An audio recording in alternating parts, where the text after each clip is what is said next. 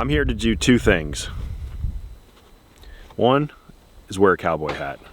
Two, to test some buffalo boar 10 millimeter.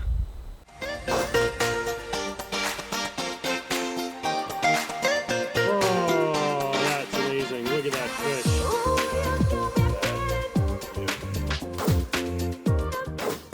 Hey everybody, welcome back to the channel. If I've gotten one consistent comment over the years, it's why aren't you wearing a cowboy hat? No, that has nothing to do with it. If I've gotten one consistent comment over the years of doing pistol tests here on the channel, it is why don't you test buffalo boar? Whatever you're testing, insert ammunition X, that's watered down, that's underpowered, test buffalo boar. So here we are. This is a 10 millimeter buffalo boar, 180 grain jacketed hollow point, traveling at 1350 feet per second per the box. This is 21B. So this is on the heavier side. This is meant for a longer barrel, and we are going to be testing it through the G40, the Glock G40. It's a 6-inch 10 millimeter barrel. I've got big plans for this one.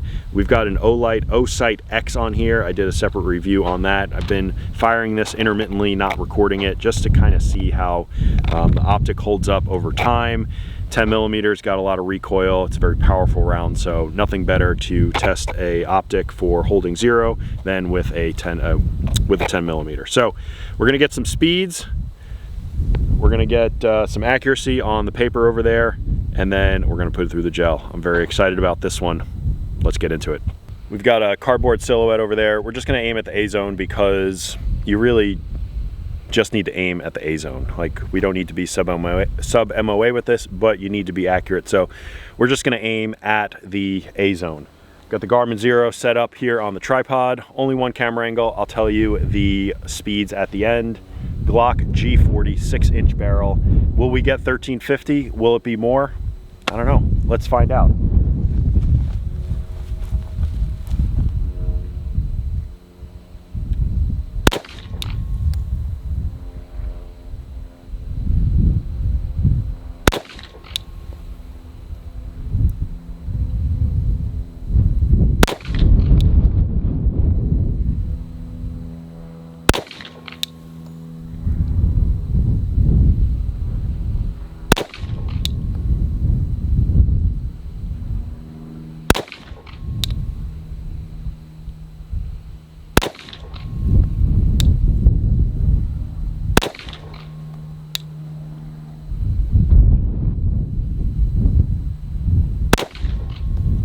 That one.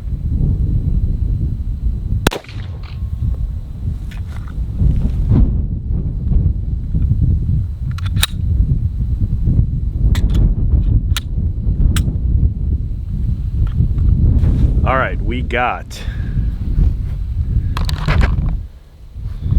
1438 was the average for 10 shots. 1423 was the low, 1456 was the high. So let us do a shot summary, and that gives us a standard deviation of 9.5. So that is pretty good for some factory ammo. And let's go down and take a look at the results. There was definitely one bad shot. That was the one I pulled to the left. So some good shots. I was definitely aiming like here, so I was low on a bunch of them. A little low in the A zone, but a couple of good groupings. Nothing was out of the ordinary. This one was me. I definitely felt myself pull that one, but in the general vicinity of where you wanted to go.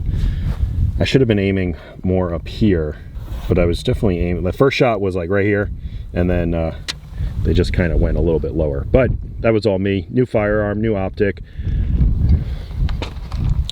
Also, been watching a lot of people, and they're like, if you're shooting with one eye closed on a red dot, you shouldn't be doing that. So I have both eyes open, and I don't normally do that, so maybe that had a little bit to do with it. But we got some speeds, pretty impressive. Let's set up the gel and see how this bad boy does in the gel. Got our gel set up on the table over here. I think that this one's gonna go, so we got 180 grains traveling at 1425-ish feet per second.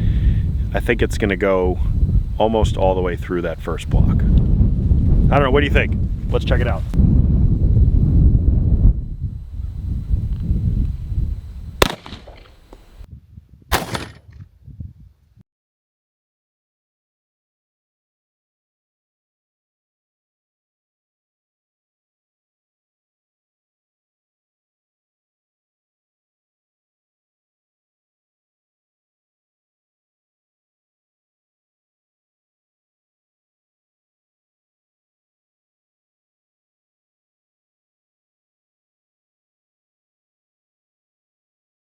Why I didn't just flip it over and look at it from the bottom, but you could see how it entered the gel, and kind of like a firework, some of the fragmentation went off at the beginning, which is really what you want. And then there's a piece there, there's a piece there, and there's a piece there, and then I pulled it out of there. So 13 inches, and that is what it looked like. I need to go back to the house and take a look at what the slow-mo looks like, but that's pretty. Look at that. Whew. And just because I can, we're gonna shoot some at 50 yards.